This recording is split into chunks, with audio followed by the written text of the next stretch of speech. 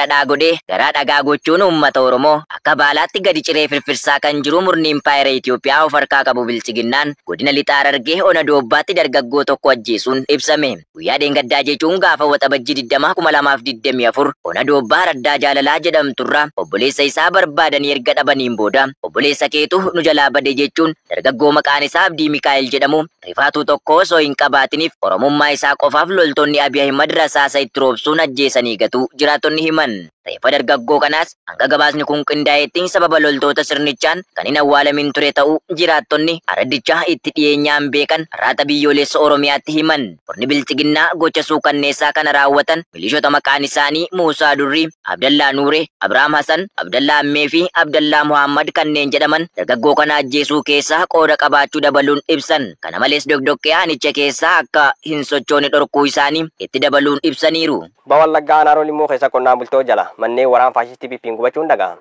Koloneel Abiy Ahimad bara dheeraa dura cunqursaa abbootiin irree warreen sanyii mootii ofiin jedhan Oromoo irratti gochoota dabaa harka muraa fi harma muraa taasisaa turan bifa jijjiiree bulchiinsa aangoo isaa keessatti ajjeesee bineensa nyaachisu mana gubee maatii bakkeetti hambisuu fi hidhee mana hidhaa keessatti qaama hir'uu taasisuu hojii isaa guyyuu godhatee jira. Seenaa addunyaa keessaa mootummaan cunqursaan kufu akka hin oolle dagatee sirna Bilchiginnaa hawaasarraa dhalate bakka teessummaa dhorkatee jiraachuun godina Baha Wallaggaa Aanaa Aroolimmoo ganda Gaattiraa Dambii Araddaa Koboo Maaruu jedhamutti manneen jiraattotaa hedduu gubuun ifoomeera. Manneen jiraattotaa dheengadda waxabajii 20,2024 kan gubate yoo ta'u maqaan namoota manneen isaanii gubatee muraasni kan nugee obbo Faayisaa Dabaloo yaadataa dhugumaa fi obboleessa isaa waliin akkasumallee Gammachuu Aayiluu namoota jedhaman jalaa qabeenya guutuu waliin ibiddatti shidanii gubaniiru. Oduu saamichaa wal qabatuun ammoo horii uummataa ooffachuun kaan qalachuun kaan kan ooffatan yoo ta'u obbo Shifarree Faayisaa jalaa oolaa korbeessa tokko qalatanii sangoota hedduus uummata jalaa saamuun bakka addaa Suggee jedhamutti qalatanii nyaachuun beekameera. Obbo Lammaa kan jedhamu ammoo sangoota lama kan isaan namarraa fudhatanii ittiin qotachaa turan bakka qonnaatti deemanii harkaa fudhatanii kan deeman ogguu ta'u maanguddoo Dojaa Faayisaa jedhamu ammoo reebicha jabaa irratti taasisuun saanjaa waraananii deemuu ONM odeeffateera.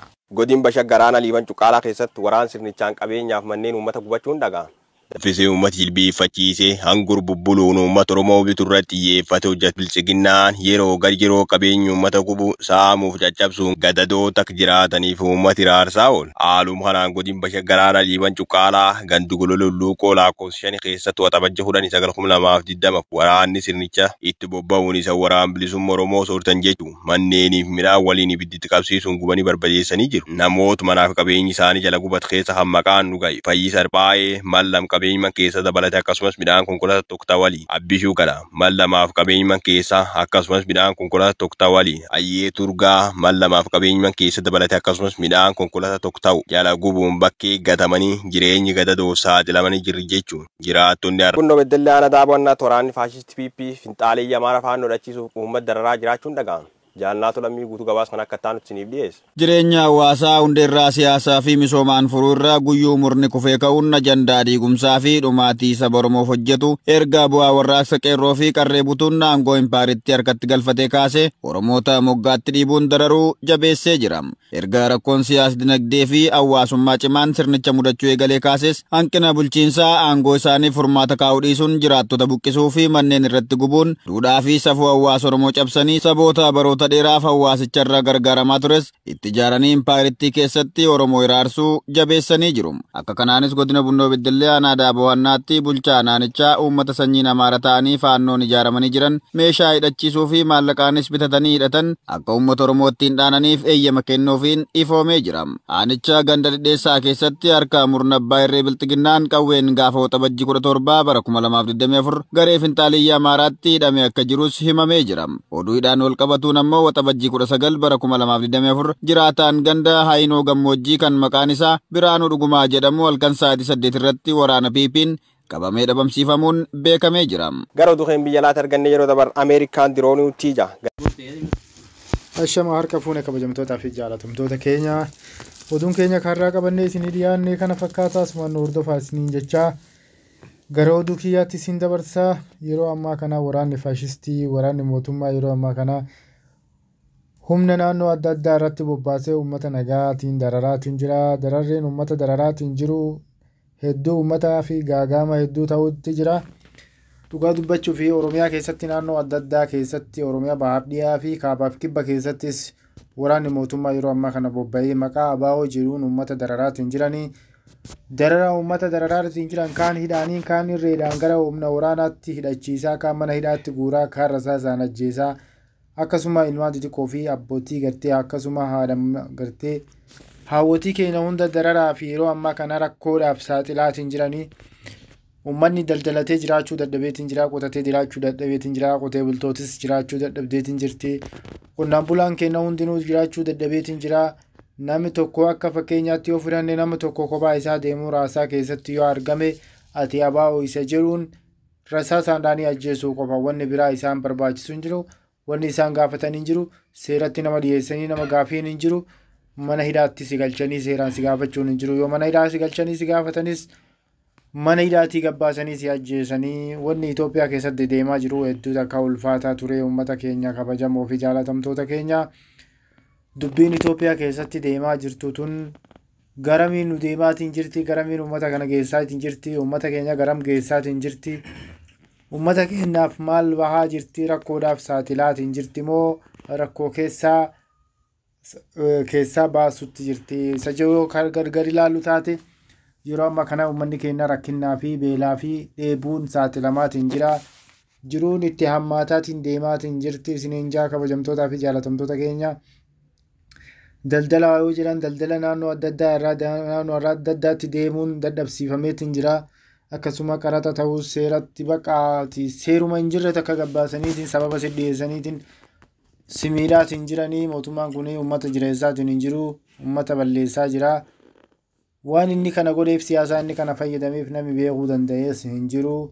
Kabajamtootaa fi jaalatamtoota keenya gama kaaniin gama mootummaatiin uummati dararamaa akkasuma waraanni fiinxaaleeyyii Amaaraatis Oromiyaa dararaa akkasuma Oromiyaa ajjeesaa manarraa saamaa uummata keenya gubaa manneen irraa gubaa qabeenya saamaa akkanumatti dabarsaatiin jiranii. Isiniin jaa kabajamtootaa fi jaalatamtoota keenya waa'een Oromiyaa keessatti deemaa jiru hedduu takka hadhaawaadha.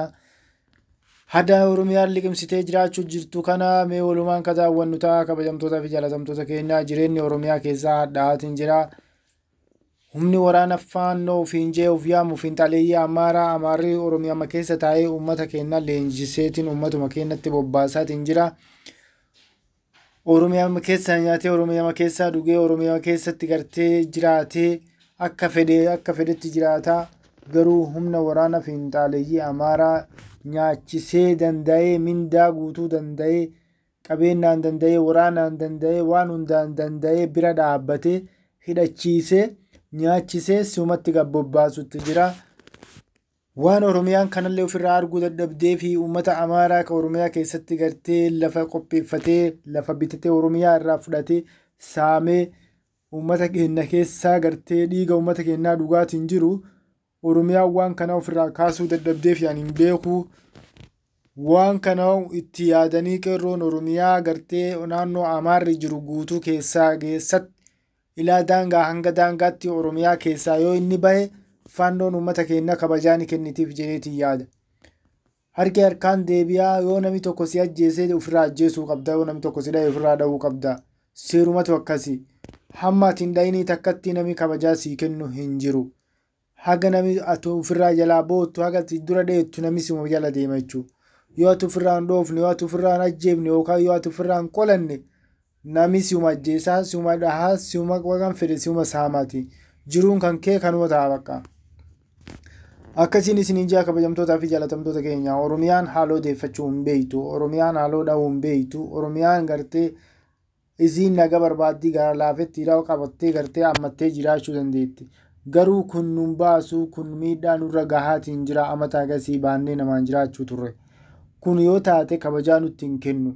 Wanni kabajaa sitti kennu yoo ofirraa dhoofte, yoo ofirraa faccifte qofa, yoo ofirraa kaaste qofa. Gaafas kabajaan tun balbala sitti dhufti. Hayyama malee, kadhaa malee balbala tanteetti sitti dhuftee badiin teenya nu dhiisaa, nurraa dhaabbadhaa, isin wajjin jirraa jedhanii gaafas kadhatan tokkatu dhufa.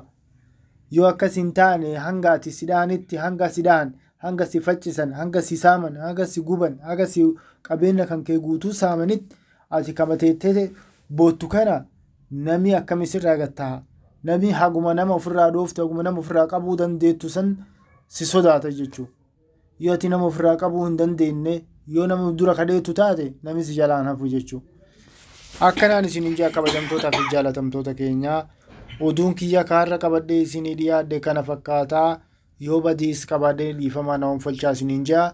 Waa'een Amaaraa kun hedduu nama kakkaasaa dhugaa dubbachuu fi qeerroon Oromiyaa daangaa ilaa daangaatti kaatee uummata kana ilaalcha keessa galchuu qabdi. Fiinxaliin Amaaraa uqirtee ilaalcha Oromiyaa keessaa qabdu kana likkitti deebisuu qabdi isiniin jaa. Asumaan na hordofaa na hojii turaa. Sabiskiraayib, laayik, sheer